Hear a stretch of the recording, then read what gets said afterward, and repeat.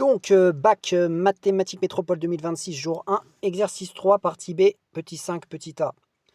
Donc, dans cette partie B, on étudie une suite qui est définie telle que pour tout entier naturel n, c'est-à-dire les entiers positifs, les entiers c'est les nombres sans virgule, on a un plus 1 qui est défini en fonction de n.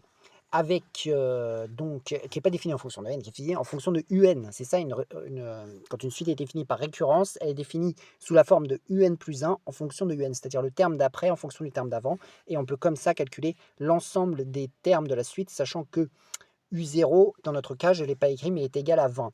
Et UN, la suite UN, représente la température en degrés Celsius d'une pièce. Voilà, qui est en train de refroidir, parce que UN est décroissante. La suite UN est décroissante, et voilà.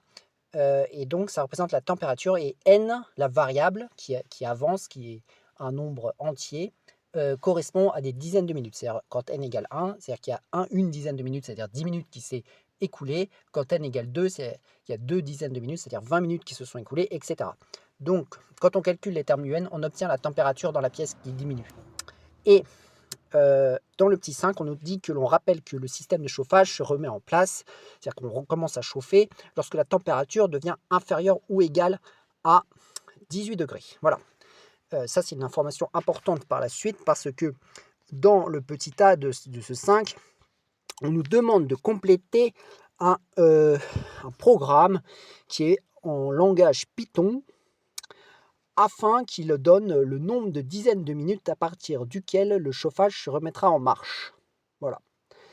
Donc, on doit compléter certaines choses, sachant que le nombre de dizaines de minutes, comme je l'ai dit, ça représente n. Donc, nous, en fait, on veut qu'il y ait n qui s'affiche lorsque le chauffage se remet en marche, c'est-à-dire lorsque la température est soit égale, soit inférieure à 18 degrés. Donc, on va essayer de regarder. Donc, cette fonction s'appelle... Dans le langage Python, quand on définit une fonction, on écrit def marche, entre parenthèses, on peut mettre des paramètres, mais ici, il n'y en a pas. Ensuite, là, ils nous ont défini que n égale 0. Donc, si n, ça nous rappelle quelque chose, hein, ça rappelle la variable n ici. Donc, au départ, n est égal à 0 et u est égal à 20. Ça rappelle aussi quelque chose, u est égal à 20. Ça rappelle le premier terme de la suite un, u0 est égal à 20. Voilà. Donc en fait, là, on a défini en fait initialement à quoi on est avec n égale 0, et bien u égale à 20. C'est-à-dire qu'en fait, là, on ne peut pas mettre en fait les deux paramètres ensemble.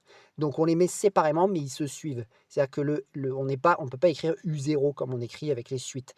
Dans le Python, dans le programme, on est obligé de mettre n égale 0 et u égale 20 séparés, mais ils vont ensemble quand même. Donc ensuite, on commence, là, c'est là où il faut complète, while. Donc là, on a une boucle while. On voit qu'en Python, il faut un petit décalage pour indiquer ce qui est dans la boucle, là, un petit décalage. Bon, qu'est-ce qu'il faut mettre à ce while? Qu'est-ce que ça veut dire? Ça veut dire que tant qu'il y a une condition qui est vérifiée, on continue à tourner dans cette boucle. Donc, quelle est cette condition? La condition, c'est que la température, tant que la température n'est pas inférieure ou égale à 18, on continue la boucle. C'est-à-dire que tant que la température va être supérieure à 18, on va continuer, en fait, strictement supérieur. Donc, en fait, on va continuer à calculer les termes de cette suite, qui est U. Donc, qu'est-ce qu'on va faire? On va mettre U, tant que U, supérieur à 18. C'est ce qu'il faut mettre ici. Strictement supérieur. Donc, c'est ça qu'il faut écrire dans cette condition. Et qu'est-ce qu'on va faire? On va calculer les termes successifs de la suite pour à chaque fois vérifier s'ils sont supérieurs à 18. Et s'ils sont supérieurs à 18, on continue à les calculer. S'ils ne sont pas supérieurs à 18, la boucle s'arrête. Et puisqu'on est supérieur à 18, eh bien, puisqu'on est inférieur ou égal à 18, eh bien, ce sera le moment où le chauffage devra se mettre en place.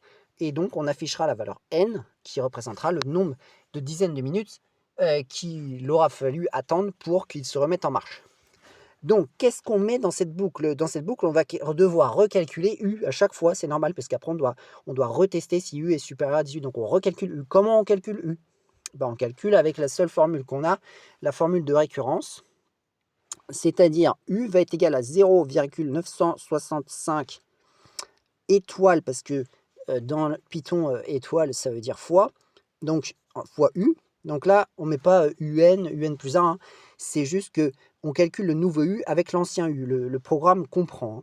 Donc plus 0,35 plus 0,07 étoile, parce que fois, donc là il y a exponentielle.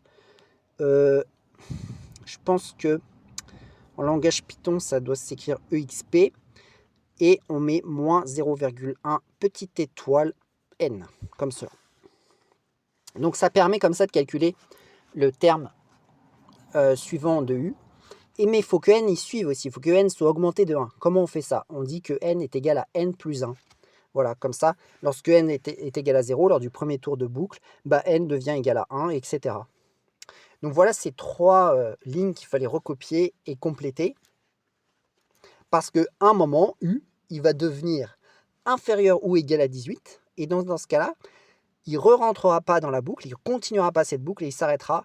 Et la valeur de n correspondant, qui a été calculée à chaque tour de la boucle, s'affichera.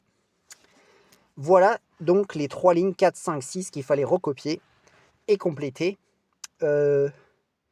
pour répondre à la question 5A de la partie B de l'exercice 3 du bac mathématiques métropole 2026, jour 1.